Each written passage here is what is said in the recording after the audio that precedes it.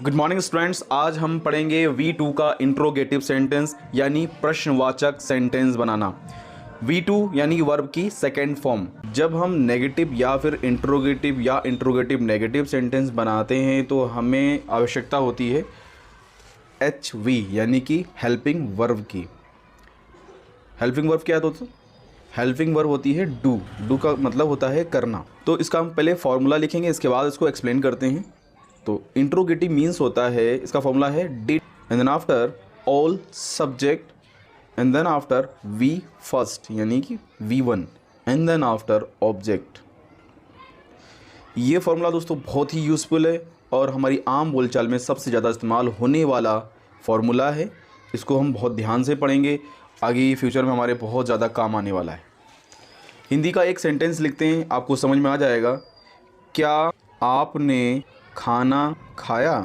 जब हम यहाँ पर बात करते हैं क्या आपने खाना खाया तो हम एक सवाल पूछ रहे होते हैं। ये सवाल अपने दोस्त से, माँ से, बहन से, भाई से या फिर किसी रिलेटिव से। कोई रिलेटिव जब हमारे घर में आता था हम इसी तरह से सवाल करते हैं, आपने खाना खाया, आपने चाय पी, वॉटेवर, आपने जो भी आप उसकी सेवा करना चाहते हो, जो भी आप उसकी मेहमान नवाजी करना चाहते हो, उससे रिलेटेड जो है आप पूछते रहते हो। तो यहाँ पर आपने पूछा क्या आपने खाना खाया, क्या आपने चाय पी, क्या आपने, इस तरह से आपने कई सारे सवाल बना सकते हो। पहले हम इसको ट्रांसलेट करते हैं, क्या आपने खाना खाया। तो क्या आपने खाना खाया जो फॉर्मूला कह रहा है, पहले आप लिख दो डिड। आपने बिना सोचे समझे पहले आपने डिड लिख दिया एंड देन आफ्टर आपने ऑल सब्जेक्ट का मतलब होता है as I already teach you about subject. Subject means he, she, it and name and जो प्लूरल रहता है उसमें आई, यू, वी, दे, इस तरह के जो सब्जेक्ट रहते हैं। सब्जेक्ट मतलब किसी का भी नाम, कोई भी हो सकता है वो। तो उसको हम आप मतलब यू, क्या आपने, did you, YOU, did you. अब हम खाने को कहते हैं ईट, लेकिन एडवांस लैंग्वेज में हम टेक का इस्तेमाल करते हैं, जबकि टेक का मीनिंग होता है लेना। तो डिड यू टेक क्या? Food. Did you take food. ये सेंटेंस आपका कंप्लीट हो जाता है। क्या आपने खाना खाया? Did you take food. Question mark लगा दिया मैंने, ये आपका सेंटेंस हो जाता है पूरा।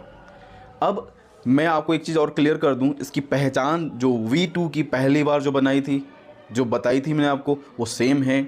यानी कि जो हिंदी का सेंटेंस होता है, हिंदी वाक्य के अंत में या, ई, ए आता है तो ये पहचान हो जाती है कि ये वर्ब की सेकेंड फॉर्म यानी कि V2 का सेंटेंस है।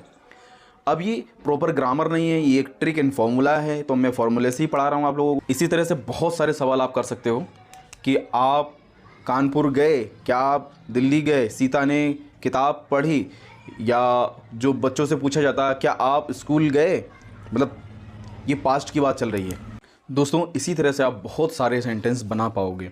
इस तरह के कई सारे आप जो है इंट्रोगेटिव सेंटेंस यानी प्रश्नवाचक सेंटेंस आप बना पाओगे। इसमें प्रश्नवाचक है, पूछना ही तो पड़ता ही है, बनाना होता है। अच्छा, एक चीज़ और मैं आपको क्लियर कर दूं दोस्तों, जब ये डिड लग गया है, मैंने आपको पहले ही बताया हुआ है, जो हेल्पिंग वर्ब होती है वो होती है डू, और डू एक फर्स्ट फॉर्म है और सेकेंड फॉर्म इसकी डिड होती है एंड थर्ड फॉर्म इसकी डन होती है। क्योंकि ये फार्मूला में ऑलरेडी जो है सेकेंड फॉर्म लगी हुई है, तो ये V2 तो ऑलरेडी फार्मूला हो चुका है और आगे मैंने वर्ब की फर्स्ट फॉर्म लगाई हुई है। जब V2 पहले आ चुका होता है तो आगे जो है आपको V2 लगाने की ज़रूरत नहीं, उसमें आप V1 ही लगाएंगे। पहली बात तो मैं ये कहूँगा दोस्तों, इससे आप रिलेटेड कई सारे सेंटेंसेस बनाएं। आपको इसमें V फर्स्ट ही लगाना पड़ेगा क्योंकि डिड ऑलरेडी लगा हुआ है, इसलिए जो वर्ब की फर्स्ट फॉर्म लगा करके आपने कई सारे सेंटेंस क्लियर करने होंगे।